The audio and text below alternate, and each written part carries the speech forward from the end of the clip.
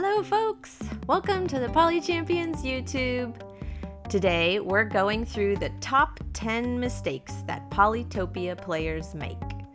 Let's go through it. Number 10.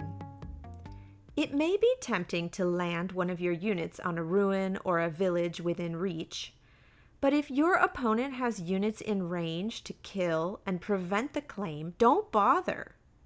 It's just a waste of stars, and worse, you give your opponent a free kill towards the gated power monument. Sometimes it is worth it to siege a city even if you know you can't keep it if you deny your opponent income, but you have to think of the cost trade-off.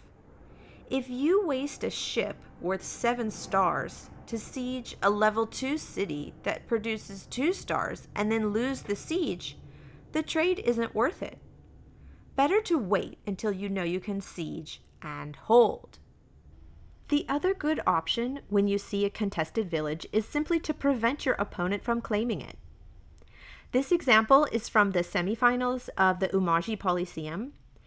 Here, there's a village between yellow and green territories. Yellow moves units onto the village, hoping to claim it. Green attacks, kills the unit in the village, and retreats.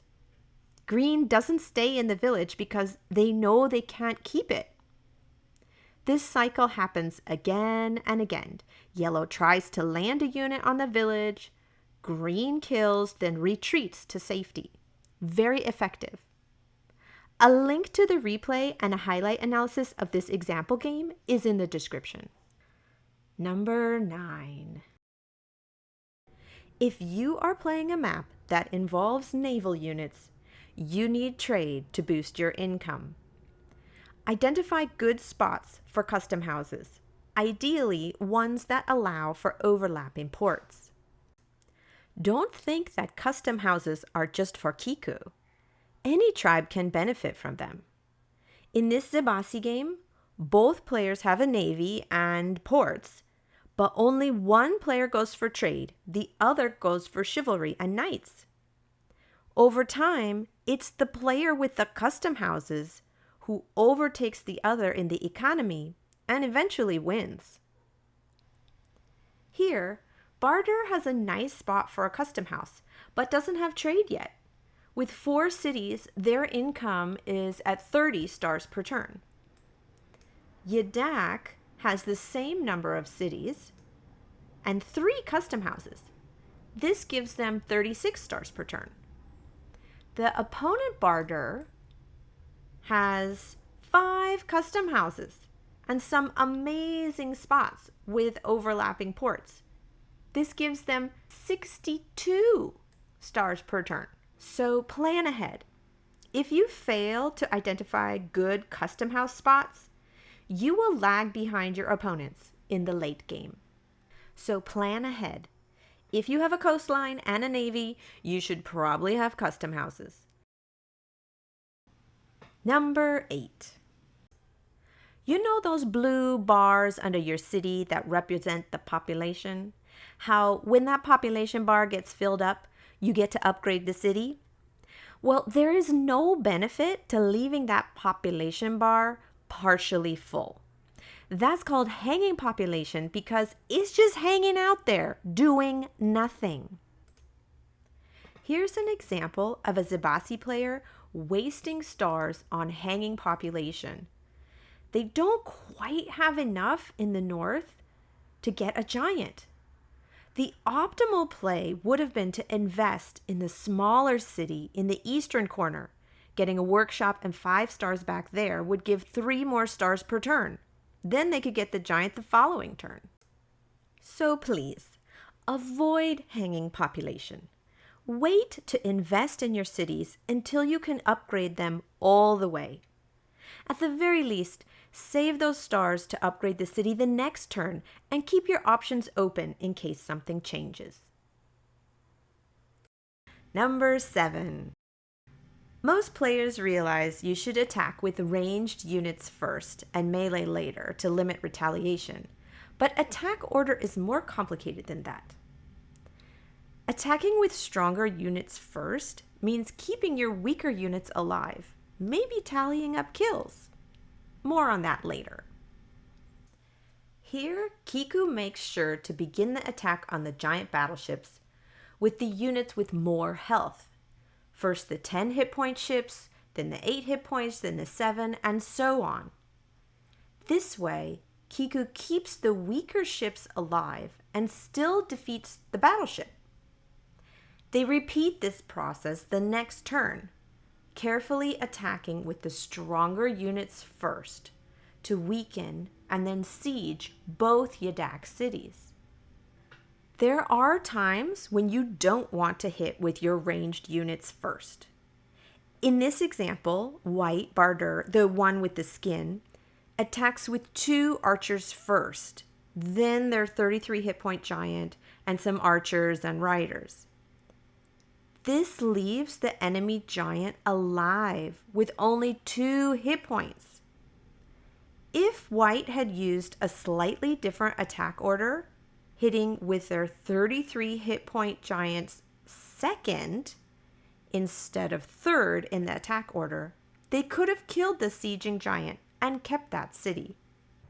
Click the links in the description for a tutorial on how to use the Poly Calculator bot.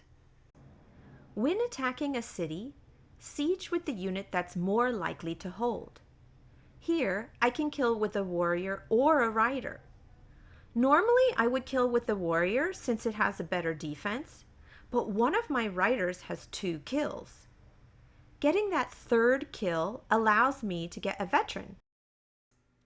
Number 6. In big free-for-all games, you should pick your battles. Literally.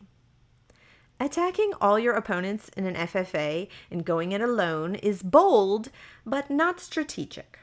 While you may try to solo a 1v15, your enemies most likely will form alliances and team up to attack you. In this example, Illyrian attacks all 4 of their neighbors, Quetzali, Aimo, Polaris, and Vengir. It goes poorly. They should have tried to get peace treaties to limit the number of fronts they needed to fight at the same time. Instead, Illyrian is trapped in the corner, fighting a 1v4 and eventually losing. Even a fleet of Navalons couldn't save them. In a regular free-for-all without other rules, you should ally with everyone except tribes whose cities you think you can take over. That usually means offering peace to players who you don't share any borders with. Target the tribes you can defeat and make friends with everyone else. If you're right next to a big player, you definitely want to get peace and tag along with them. Otherwise, they'll probably wipe you out. As much as it's a mistake not to ally with anyone, making peace with tribes that surround you can get you in trouble. Here, it was a mistake for Kiko to ally with both neighbors, Imperius and Vengir, starting at turn 6. Later, they ally with Yadak, too. While it might be fine to maintain peace for a few turns while you gather intel on who's the better target, in an FFA, you need to strike at some point. Kiku here gets stuck with only 1 city. So in a free-for-all, narrow your targets, make peace with everyone else, and then strike at your enemy to conquer and win. Number 5. Always picking a workshop puts you at a disadvantage. Without explorers, you lack vision on your opponent and can't see what's coming. Usually you want an explorer in your 2nd or 3rd city. Not only does this get you vision on your opponent, but it also gets you stars from meeting other tribes.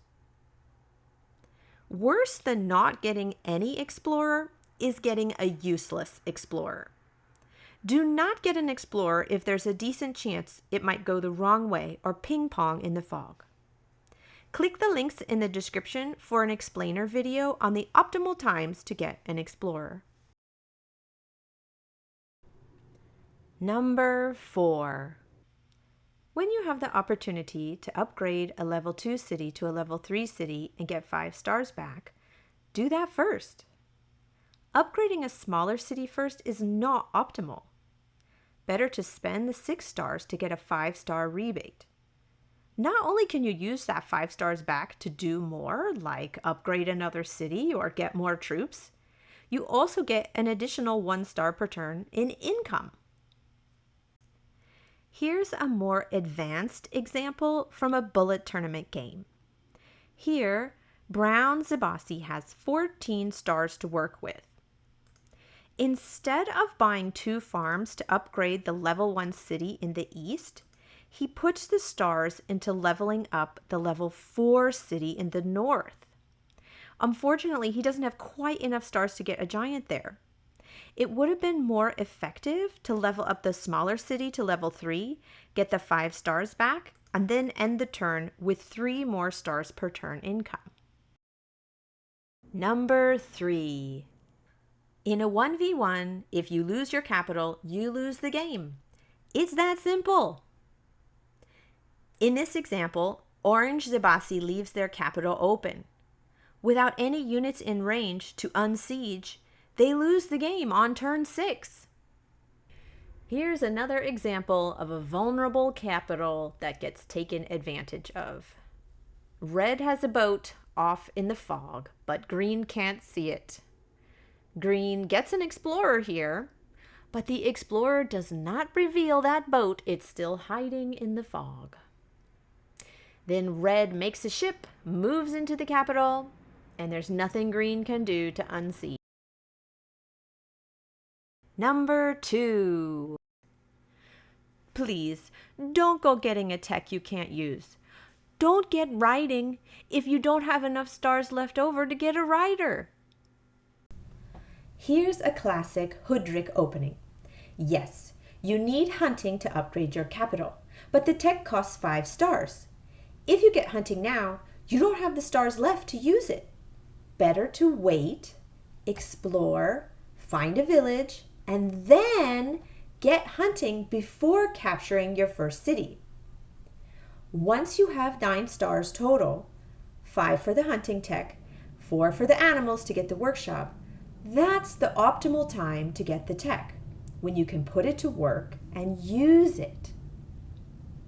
To watch a video explaining the optimal time to get a new tech, click the links in the description. Number 1. Whether you call it the aggro hole, teching up, or turtling in, neglecting to find and claim cities before your opponent does is a huge mistake. Here is an example of a Zibasi game where one player, the one with the skin, starts with an amazing spawn, 5 farms. The skin player in the west throws all their resources into building up that one capital city, not even getting a second warrior until turn 7. Their opponent in the south, Brown, expands towards the middle of the map early, finding and claiming villages. Although the double giant rush from the skins player is terrifying, it's Brown, the one who got more cities, who is the player who wins in the end. In this game, Hoodrick in the east chops pretty much all their forests. They spend those stars on riders and roads. It doesn't pay off. The player in the west invests in their economy and archers, and eventually wins. Let's look at one last example. In this Umaji game, one player hunkers down while the other expands. Both players start off with decent spawns, red in the north, yellow in the south. However, red stays on the western side of the map, while yellow moves to claim the middle. This push towards the middle of the map to reach ruins and villages before your opponents do is also called forward settling. By the end of turn 8, yellow has 5 cities, most of which are small. Red also has 5 cities, all of which are bigger in size and more income, but they're all on the edge of the map. At turn 11, yellow has secured most of the map and has 9 cities, most of which are still small. Red has added 1 more city and is finally making a move towards the middle, but yellow's already there. By turn 15, it's clear. Yellow has an unbeatable advantage from the number of cities and control of most of the map.